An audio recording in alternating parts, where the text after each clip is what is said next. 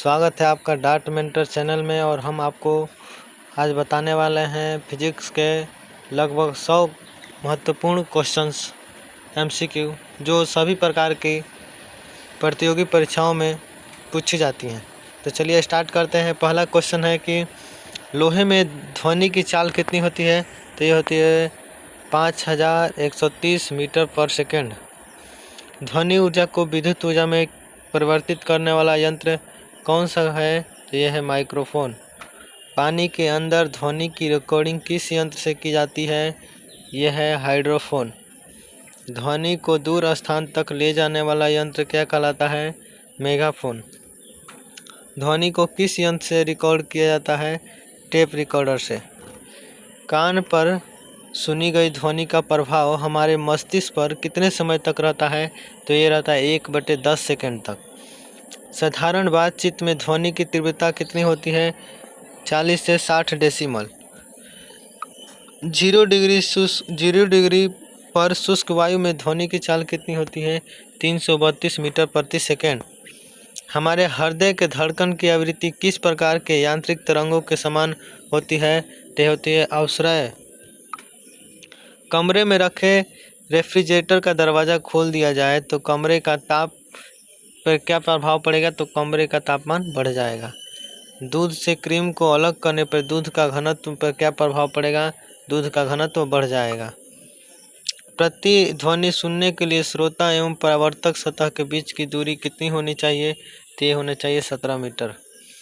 अस्थायी तथा अस्थायी चुंबक किससे बनाए जाते हैं? तो अस्थायी चुंबक नर्म लोहे से, अस्थायी चुंबक इस्पात से। अगला क्वेश्चन है पृथ्वी के भौगोलिक तथा चुंबकीय अक्ष के बीच का कोण कितना है? तो 18 डिग्री। ठोस का चमकना तथा मृग मरीचिका का बनने का कारण क्या है? पूर्ण आंतरिक परिवर्तन। पानी के अंदर हवा का बुलबुला किस प्रकार कार्य करता है? तो ये करता है अवतल लेंस के भांति। कपड़ा सुखाने की मशीन तथा दूध से मक्खन निकालने की मशीन किस बल पे कार्य करती है? तो करती है अभिकेंद्रीय बल के सिद्धांत पे। लालटेन की बत्ती के तेल का ऊपर चढ़ना तथा ब्लास्टिंग पेपर का स्याही सूखना कौन सा क्रिया है? केशिकत्व क्रिया। तड़िक चालक किसके बनाया जाता है? तो तड़िक चालक तांबा का बनाया जाता है। तड़िक चालक का आविष्कारक किसने किया था? बेंजामिन फ्रैंकलिन ने। कार्बन, सिलिकॉन तथा जर्मेनियम किसका उदाहरण है? तो ये है अर्धचालक का उदाहरण। चुंबक को स्वतंत्रता पूर्वक लटकाने पे वह सदैव रुकती है। किस डायरेक्शन में रुकेगी? तो ये रखेंगे नॉर्थ साउथ में, उत्तर दक्षिण डायरेक्शन में। परमाणु बम आधारित होता है नाभिकीय विखंडन सिद्धांत पर। हाइड्रोजन बम आधारित होता है नाभिकीय संलयन सिद्धांत पे। चुंबकत्व समाप्त हो जाती है हथौड़े से पीटने या गर्म करने पे। जीवों के अवशेष की आयु का पता लगाया जाता है कार्बन फोर्टिंग द्वारा। पुरानी चट्टानों तथा निर्जीव पदार्थों आदि की आयु ज्ञात की जाती है यूरेनियम डेटिंग विधि द्वारा।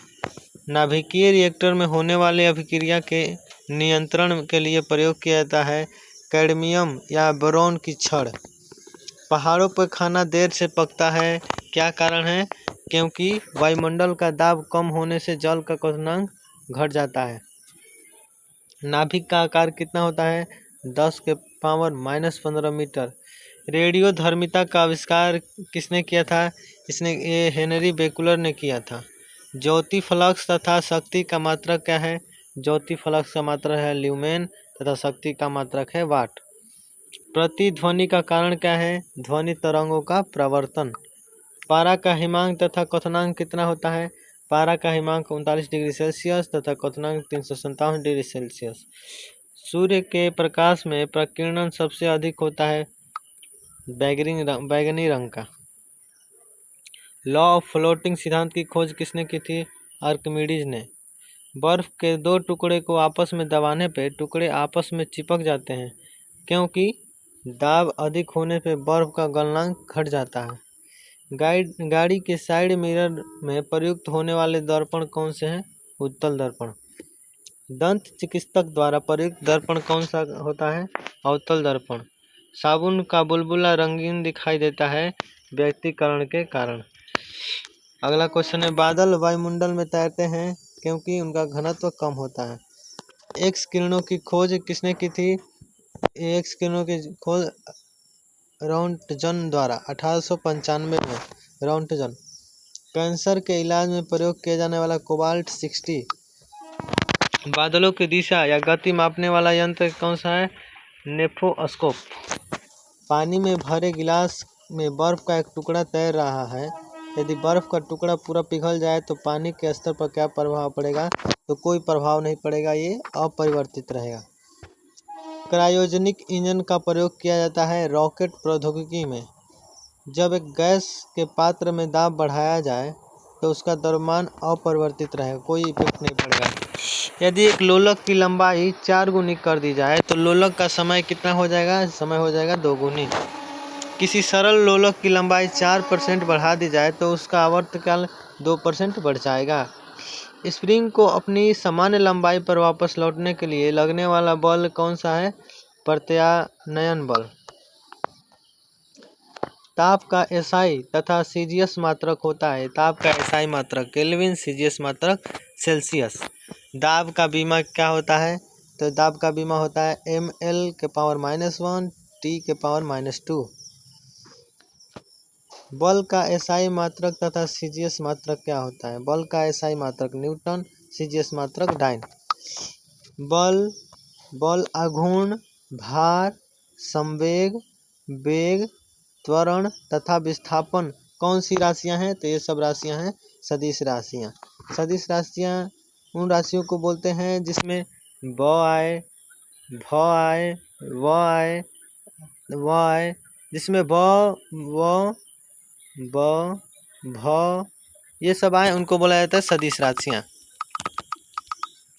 अगला क्वेश्चन है, ऊर्जा, कार्य, दूरी, मात्रा, लंबाई, आयतन तथा क्षेत्रफल कौन सी राशियां हैं? तो ये सब राशियां हैं अदिश राशियां। जिसमें ये सब ब भ छोड़ा के अन्य कोई राशियां हैं तो ये सब अदिश राशियां हैं। पृष्ठ तनाव, पृष्ठीय ऊर्जा तथा बल प्रवणता का बीमा होता है m⁻1 l⁻0 T⁻²।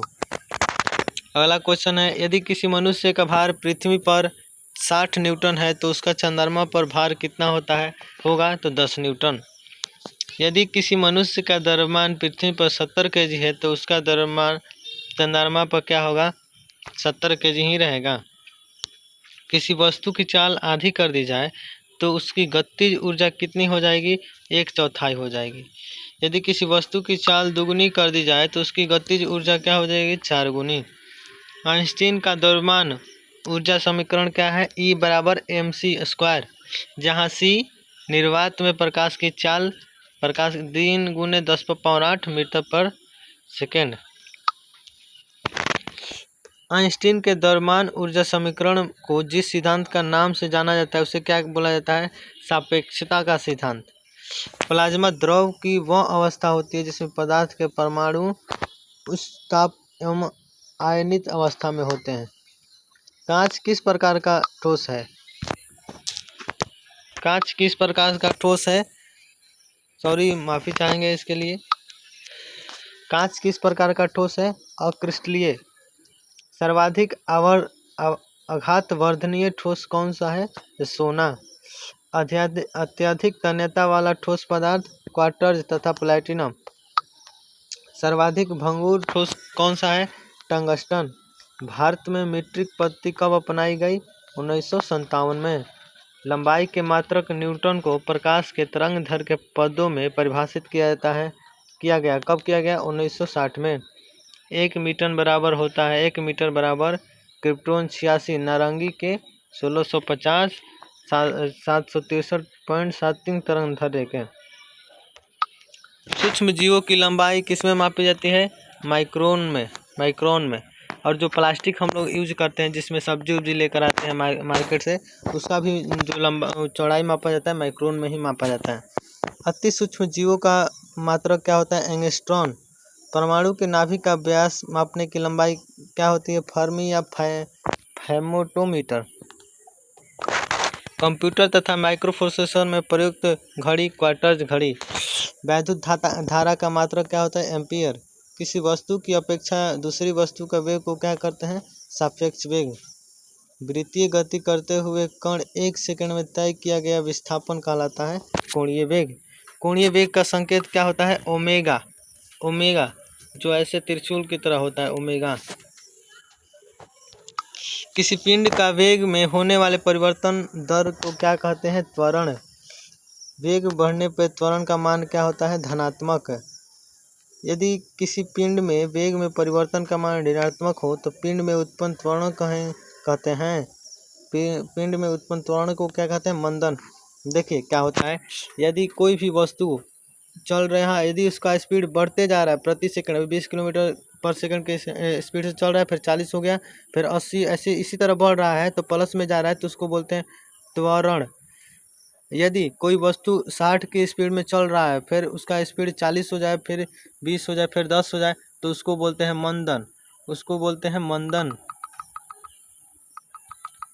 तो यही क्वेश्चन पूछा है यहाँ पे कि यदि किसी पिंड के वेग में परिवर्तन का मान ऋणात्मक हो तो पिंड में उत्पन्न त्वरण को क्या कहेंगे? मंदन कहेंगे। क्या कहेंगे? मंदन। स्टेशन के समीप आती हुई गाड़ी में त्वरण उत्पन्न होगा या मंदन? देखिए फ्रेंड्स, अभी हम तुरंत बताएं। यदि कोई ट्रेन है, स्टेशन के समीप आएगी, कोई भी ट्रेन हो, स्टेशन यहाँ पे है, यदि कोई भी ट्रेन स्टेशन के समीप आएगी तो स्पीड उसका क्या होगा? ये तो निश्चित है कि स्पीड यदि 50 का स्पीड है तो यहाँ पे स्लो होगा, स्पीड रुकेगी भी नहीं, तो ट्रेन का स्पीड क्या घटेगा? 20 के स्पीड पे आ जाएगा। तो क्या 20 से 50 घट गया तो क्या हो गया? मंदन होगा। क्या होगा? मंदन। कह रहा है क्वेश्चन, स्टेशन के समीप आती हुई गाड़ी में त्वरण उत्पन्न होगा या मंदन? तो आंसर होगा मंदन। आइजैक न्यूटन ने गति के अपने 3 नियमों का प्रतिपादन जिस ग्रंथ में किया उसका क्या नाम था? उस ग्रंथ का क्या नाम था? प्रिंसिपिया। न्यूटन के गति विषयक प्रथम नियम एवं अन्य नाम से भी जाना जाता है जड़त्व का नियम। न्यूटन के गति विषयक तृतीय नियम को किस अन्य नाम से जाना जाता है? क्रिया प्रतिक्रिया का भी नियम बोला जाता है। उसको क्या बोला जाता है? क्रिया प्रतिक्रिया का नियम। किसी पिंड को दिया गया आवेग बराबर होता है। किसी पिंड को दिया गया आवेग बराबर होता है पिंड में उत्पन्न संवेग परिवर्तन के। त्वरित गति से ऊपर चढ़ते हुए लिफ्ट में हमें अपना भार क्या महसूस होता है? बढ़ा हुआ। जैसे यदि कोई लिफ्ट में है, यदि हम ऊपर चढ़ रहे हैं तो अपना भार कैसा महसूस होता है? कि लगता है कि हम ज़्यादा वजन मेरा हो गया है। अगला क्वेश्चन है कि त्वरित गति से नीचे उतरते हुए लिफ्ट से अपना भार क्या होता है? अनुभव होता है घटा हुआ। नीचे उतरते समय यदि लिफ्ट की डोरी टूट जाए और उसमें बैठे व्यक्ति का भार क्या हो जाएगा? यह हो गया 0। चंद्रमा पर किसी पिंड का भार या द्रव्यमान में अपरिवर्तित रहेगा। द्रव्यमान। रॉकेट के ऊपर जाने का सिद्धांत क्या कहलाता है? संवेग संरक्षण सिद्धांत। पृथ्वी की ओर किसी वस्तु को गिरने से उसका संवेग बढ़ जाता है। अभिकेंद्रीय बल बराबर होता है F बराबर mv² × r। mv²/r। बल आघूर्ण का मात्रक क्या है? Newton metre. कोणीय वेग और उसकी त्रिज्या का गुणनफल को क्या कहते हैं? रेखीय वेग। अभिकेंद्रीय बल का परिमाण नियत रहता है। अभिकेंद्रीय बल की दिशा निरंतर क्या होती है? बदलती रहती है। किस बल के कारण पृथ्वी सूर्य के चारों ओर चक्कर लगाता है? तो ये कौन सा? अभिकेंद्रीय बल के कारण। वृत्तीय मार्ग पर चलते हुए किसी वस्तु पर परिधि की ओर लगने वाला बल को क्या कहते हैं? अपकेंद्रीय बल। सर्कस में एक झूले से दूसरे झूले पर जाना किसका उदाहरण है? जड़त्व आघूर्ण का। बर्फ पर स्केटिंग करना जड़त्व आघूर्ण का नियम है। एसआई पद्धति में जड़त्व आघूर्ण का मात्रक क्या होता है? kg/m²। झूले पर झूलती हुई लड़की को खड़े हो जाने पर अर्थ क्या हो जाएगा? घट जाएगा। यदि क्या कर रहा है अगला क्वेश्चन कि एक लड़की झूला झूल रही है, उसके पास एक दूसरी लड़की आकर बैठ जाती है तो झूले का आवर्तकाल पर क्या प्रभाव पड़ेगा? अपरिवर्तित रहेगा। किस गति के कारण पृथ्वी सूर्य के चारों ओर चक्कर लगाती है? किस गति के कारण पृथ्वी के चारों ओर चक्कर लगाती है? पृथ्वी सूर्य के चारों ओर चक्कर लगाती है आवर्ती गति के कारण। किस बल के कारण पृथ्वी किसी वस्तु को अपनी ओर खींचती है? तो ये होता है ग्रेविटेशनल फोर्स, गुरुत्व बल। न्यूटन के गुरुत्वाकर्षण नियतांक G का मान होता है 6.67 गुने 10⁻11 न्यूटन प्रति मीटर स्क्वायर बटा में kg स्क्वायर। गुरुत्वीय बल की आकृति कैसी होती है? गुरुत्वीय बल की प्रकृति कैसी होती है? आकर्षण की। क्या होती है? आकर्षण की। मतलब कि कोई भी वस्तु को अपनी ओर खींचती है। पृथ्वी पर किसी वस्तु के पलायन वेग कितना होगा? 11.2 किलोमीटर पर सेकेंड। आदर्श मशीन वह है जिसकी दक्षता की मात्रा होती है 100%। यह क्वेश्चन क्या कर रहा है कि यदि कोई अच्छा मशीन है तो क्या अपना दक्षता यानी काम करने की शक्ति कितनी होगी? उसका 100% होगी, अपना 100% काम करेगा। अगला क्वेश्चन है, भौतिक तुला कार्य करती है। भौतिक तुला कार्य करती है आघूर्ण के सिद्धांत पे। अगला क्वेश्चन है, अश्व शक्ति किसका मात्रक है? तो अश्व शक्ति किसका मात्रक है? तो ये मात्रक है शक्ति का। 1 किलोवाट में कितने वाट होते हैं? तो 10⁻³ वाट यानी 1000 वाट। तो फ्रेंड्स आज तक इतना ही रहने देते हैं और इसके आगे हम लेके आएंगे इसका नया पार्ट, अगला पार्ट। तब तक आप हमारे चैनल को देखते रहिए और ऐसी ही जानकारी पाने के लिए हमारे चैनल को सब्सक्राइब कर लें ताकि आपको नोटिफिकेशन बेल भी ऑन कर लें ताकि आपको सबसे पहले नोटिफिकेशन मिले। और हम ऐसे ही चैनल पे अपना वीडियो डालते रहेंगे जो आप लोग के कंपटीशन में सहायक होंगी।